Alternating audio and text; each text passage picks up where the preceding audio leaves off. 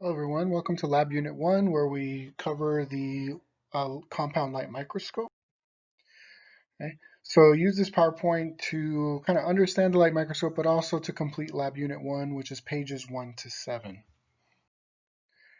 So in your first activity, you guys are going to learn the parts of the microscope, which are depicted for you here. Okay, so this is a compound light microscope, which means that it's going to have two sets of lenses that are going to magnify an image. You're going to have ocular lenses, which are going to be the ones you would look through here, and then objective lenses, which are going to be the ones that you would be able to select down here. So that's where your two lenses are. The objective lenses are going to be on what's called a revolving nose piece, and there'll be sort of four of them. A scanning power objective, which will have a red band and will be the shortest one. A low power objective, which will have a yellow band and will be a little bit longer. A high dry objective lens, which will have a blue band and will be a little bit longer. Some microscopes have an oil immersion objective, which has a black and white band, and it will be the longest one. But some microscopes don't have it. Now these objective lenses you'll be able to select to change your magnification. So the scanning power objective is a 4x objective, and you'll normally see that stamped on the lens. The low power objective is a 10x objective, and you'll again see that stamped on the lens. The high dry objective is going to be a 40x objective, that'll be stamped on the lens. The oil immersion objective is going to be 100x objective, and that'll be stamped on the lens. The ocular lenses are always 10x objective lenses, or excuse me, ocular lenses, and that will again also be stamped on the lens itself. Okay.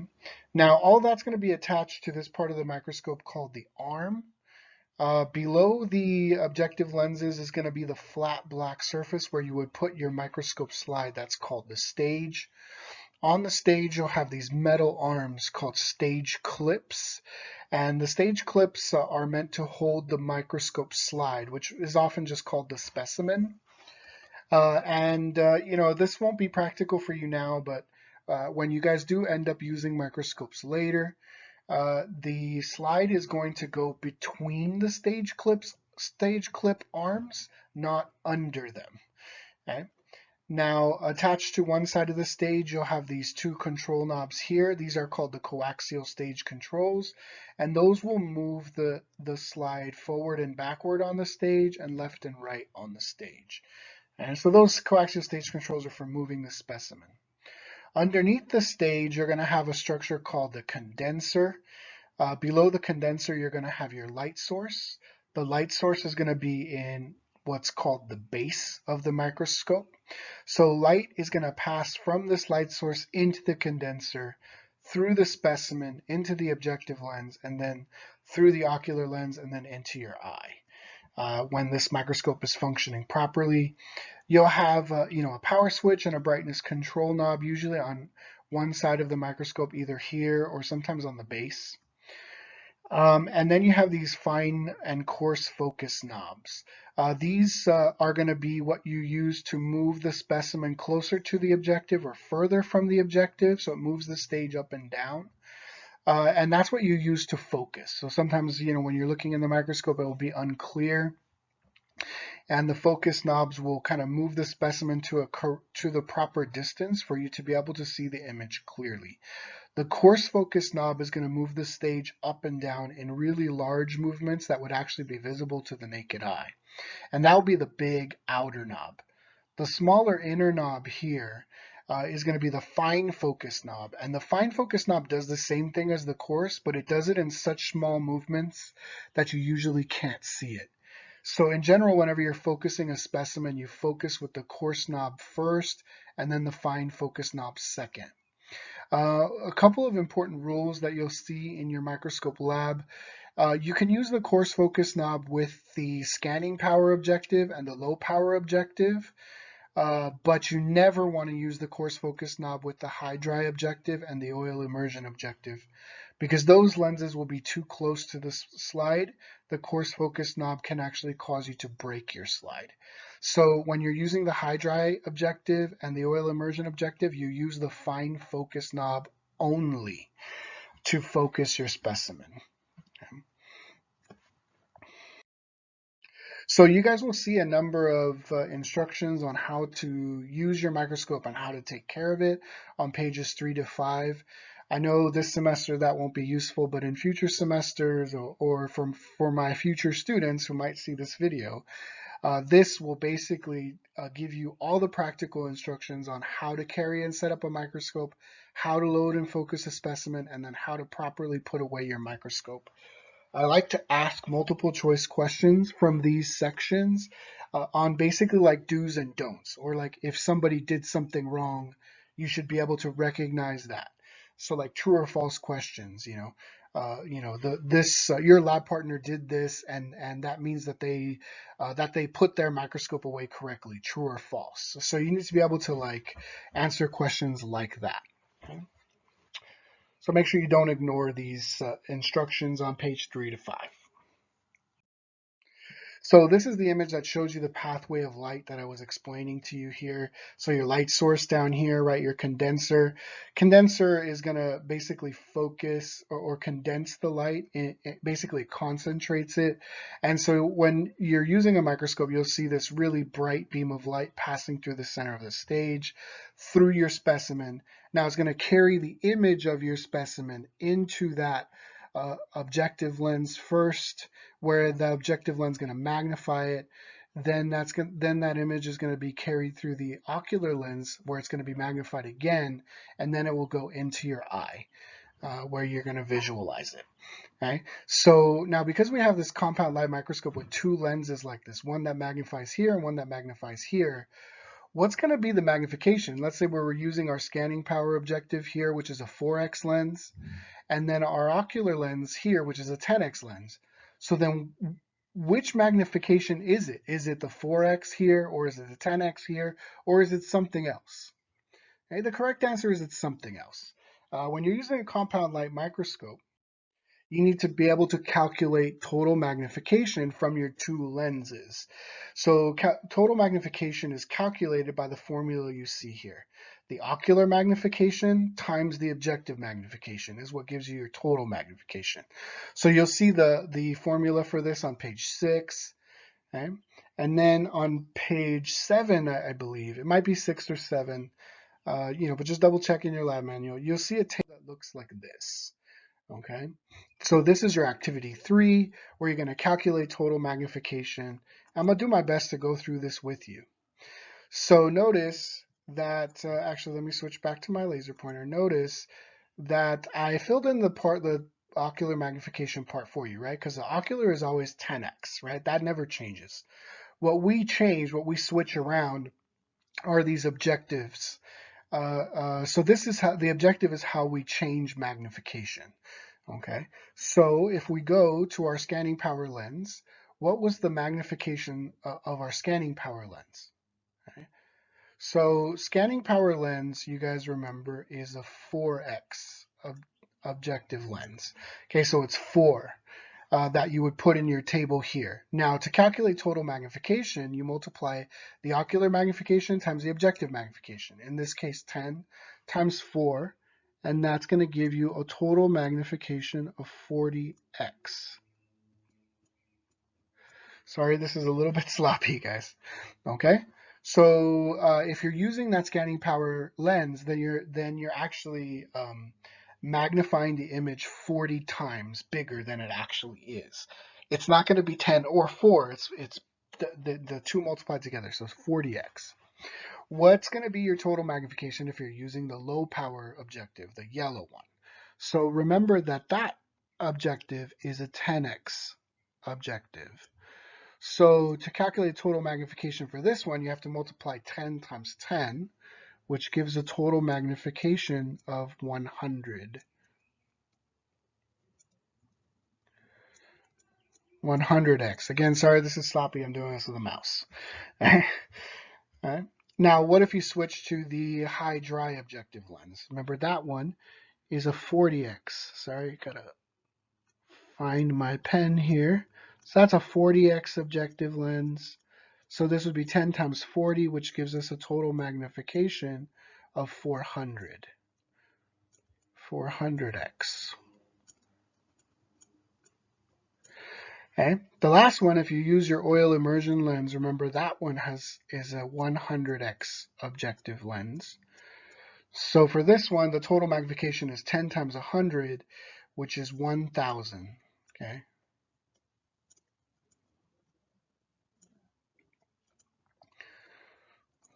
Not 10,000. Sometimes people put 10,000. It's not 10,000. It's 1,000. So total magnification when you're using the oil immersion objective lens is 1000x. So you guys need to be able to do this for your quiz and for your practical. If I give you numbers, you need to be able to calculate total magnification. Also, there will be an activity where you guys are going to be quizzed on this, so make sure that you're well versed on it before you go and do your light microscope activity. You might want to keep this table handy, when you're going through that activity, because it will help you kind of memorize the numbers. Okay? So for all the stuff that we covered, the study guide in the back of the lab kind of covers all of that material. So make sure you can answer all the questions from that study guide in page 7 of your lab manual, and be prepared for any of those on the quiz. The last thing in the microscope lab is a couple of things that when you're observing a specimen, you're going to sort of see differently.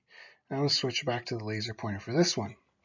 So one of the things that you'll notice is when you look at your specimen in the light microscope, so usually people use a letter E to illustrate this, because you can load the letter E so that it's right side up when you're looking at it on the stage. But then when you look through the microscope, even though it was right side up on the stage, when you see the E through the microscope, it's going to be upside down and backwards. And that's because the microscope actually flips the image around. So even though, when you look at it with the naked eye, it looks right side up, when you see it in the microscope, it's going to be flipped around. Now, practically, that's important because when you're using the microscope, that means everything's going to be backwards. When you want to make what you see in the microscope move up, you actually need to move the slide down. When you want to make what you see in the microscope move down, you actually need to move the slide up. So everything is backwards. You need to go left to go right. So kind of remember that line from Cars, right? Oh, go left to go right, right? That's exactly how it works when you're moving stuff and you're seeing it in the microscope. Now, the other thing I want you guys to notice is that when you change magnification, like you're switching to your different objective lenses, some of these different properties are going to change. So you're going to have properties that are important called field of view, working distance, and brightness. So field of view is like the area that you're seeing on the microscope, like the circular area that you're seeing through the microscope. So a good example, I think, of field of view is like when you're using a digital camera. So let's say you're using a digital camera to take a picture of a stop sign. If your digital camera is zoomed all the way out, right, the field of view is like the whole area that you're seeing through the camera. So if it's zoomed out, you're probably seeing the whole stop sign and a bunch of other things. But what's going to happen to that field of view when you zoom in on the stop sign? Are you going to still be seeing all of the things around the stop sign, or are you just going to be seeing a portion of the stop sign? Right? If you've done this, you'll notice that you only are seeing a part of the stop sign when you zoom in, because when you zoom in, your field of view, the area that you're looking at, becomes smaller. It changes. So the same thing is true when you're using a microscope. So as you increase the magnification, so like you go to a higher magnification objective, your field of view decreases. The area that you're seeing on the slide becomes smaller. Okay? If you do the opposite, if you increase magnification, then the field of view increases. So kind of think of field of view like, the area you're looking at when you're zooming in, zooming out, right? When you zoom in, it gets smaller. When you zoom out, it gets bigger. Right? The next property is called working distance. This is the distance between the objective lens and the slide or the specimen. So this actually changes when you change magnification as well, because the higher magnification objectives are going to be longer and longer, and they're also going to be closer and closer to the slide. So as you increase magnification, your working distance decreases. If you decrease magnification, your working distance increases. You're going to have more space between the slide and the objective. Now, this is practically important when you're using a microscope, because particularly with the high-dry objective and the oil immersion objective, this working distance will actually be so small. It's really only like the thickness of the glass cover slip. So with the high-dry objective and the oil immersion objective, for the specimen to be in focus, those objectives will actually be physically touching the slide. And that's why, if you remember, I told you guys before that you can't use the coarse focus knob when you're using those two, because they're literally going to be touching the slide. And if you turn the coarse focus knob even just a little bit the wrong way, you will push your objective through the slide and break it. So fine focus knob only because of this whole working distance relationship. The field of view relationship is actually important when you're trying to find a specimen first. Because when you have a lower magnification, you have a bigger field of view, it's actually easier to find your specimen at lower magnification. So whenever you first load a specimen, you want to use the lowest magnification to find it, and then you can once you find it and focus it, then you can increase the magnification, and it should be pretty close to in focus. The last is brightness. Brightness changes when you change magnification as well, and that's because of the field of view. So, imagine light passing through here. When my field of view gets smaller, that means that less of the beam of light is getting into the lens, and less of the beam of light is getting into my eye. So as I reduce my field of view by increasing magnification, I'm getting less and less light. And so the brightness is naturally going to decrease. As we increase magnification, field of view decreases and brightness decreases. The opposite is also true. If you decrease magnification, your field of view increases and your brightness increases. So, a couple practical things about this. When you increase magnification, you're definitely going to have to turn the brightness up. When you first start and you first put your specimen on the microscope, you're definitely going to need to turn the brightness down because at the low magnification, the brightness is going to be really high, and it actually might hurt your eyes when you first look in. So make sure the brightness is down.